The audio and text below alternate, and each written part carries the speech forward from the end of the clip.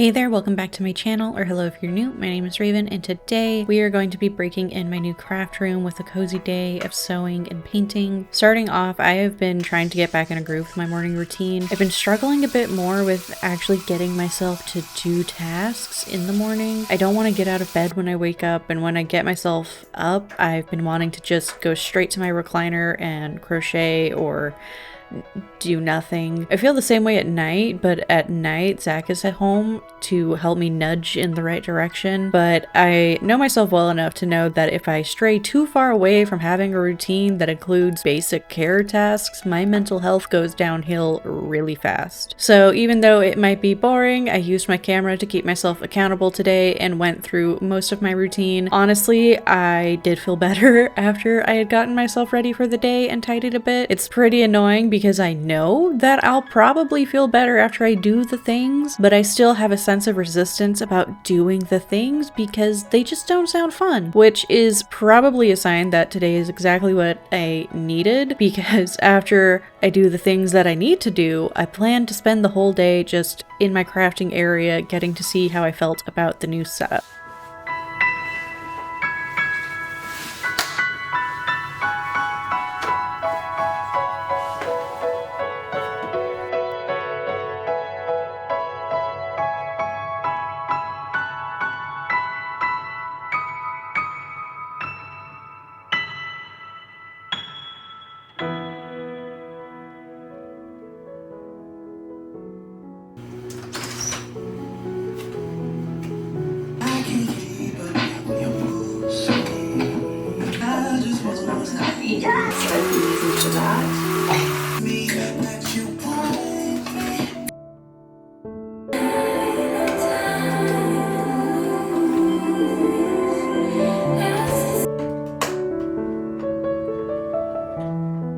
The first thing I wanted to work on was getting some embroidery hoops painted for the finished pieces that I had piling up. I've been getting more into embroidery over the winter, and I had a few pieces that were ready to be washed and framed that had gotten pushed down into the pile of projects that is just forever growing. I only had the right size hoop for 2 of the 3 pieces, so I'll need to get another 3-inch hoop in the future for the little Wheel of the Year cross stitch that I made for myself. One of the pieces that I'm framing today is a birthday gift for my best friend, and I don't know if she's gonna watch this video when it goes up, so I blurred the first shot so you can kind of see the colors of the piece, and then I just did my best to keep that piece hidden. That piece has a lot of blues and plum shades, so I thought it would look really good with a black base and this reflective purple shade on top. I have a blue shade of the same formula that reflects yellow in the light, and it looked really good on a black base, so I thought that the purple would look really nice with this piece. And for the other piece, this is a Knight in Shining Armor that I made for Zach. I thought the orange hoop would look really good with the orange in the cloak and the helmet tuft, and I happened to have some orange glow-in-the-dark paint that I thought would look really good with the style that he wants to go for in his game room. The glow-in-the-dark paint is really sheer and kind of patchy, so I decided to layer it with a white base and then a bright orange and the glow on top. Normally when I paint the hoops, I sand them a little bit,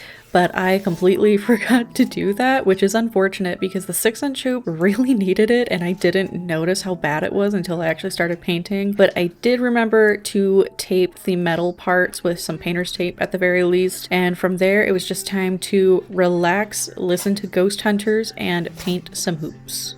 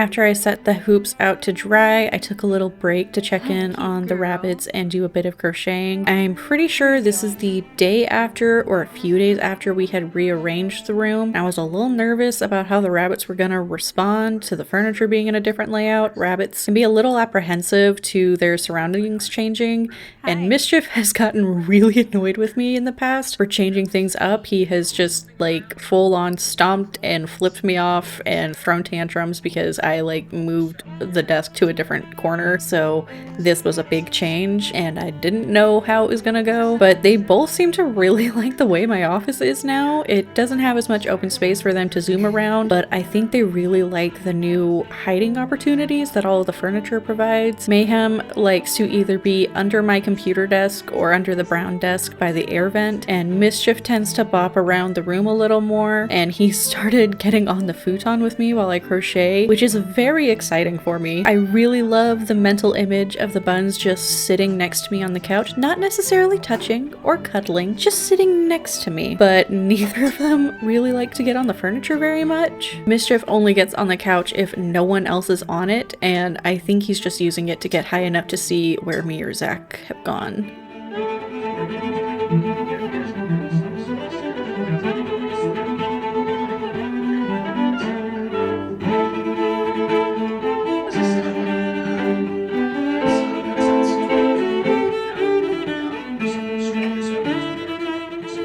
After I cleaned up the paint supplies, it was time to work on this cursed skirt. I mentioned it in the last vlog that the way I had connected the front two panels had made the waist a little too narrow for me to wear, and I basically realized that I was trying to store all of the project in my head, which I know is not great with my head, but I hadn't really connected the dots until I watched a sewing vlog from the Stitchery, and I realized I could write all of this down and not keep it in my head, which I know doesn't work for me. So after doing a fit check, I wrote out the notes of what I needed to do, which sounds obvious when I say it out loud, and then I started seam ripping that front panel. I had sewn them with more overlap than the other panels so that I could create sort of a button opening, which theoretically could have worked, but since I didn't account for it in the beginning, I just didn't have enough fabric. So after disconnecting, I tried to straighten the edge. I did a bad job of that and sewed them together with the French seams that all of the other panels already had. I'm really excited to get this project done so that my next sewing project will be entirely in this setup, and hopefully that means it'll have been cut right from the very beginning. I got out of bed one morning and I couldn't bear weight on my right leg because there came a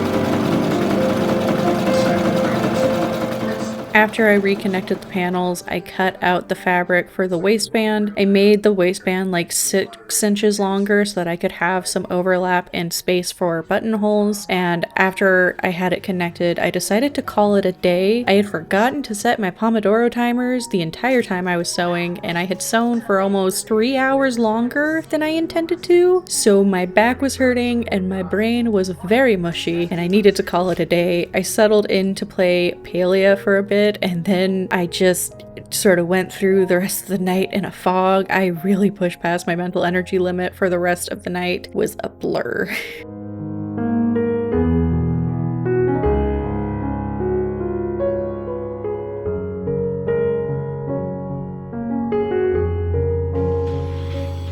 I'm still determined to keep going. I want to find out more about something.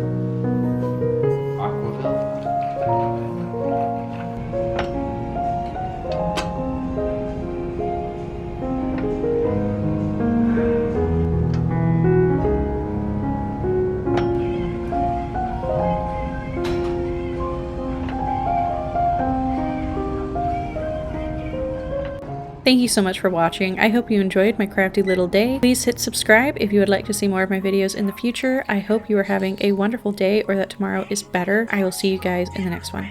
Bye!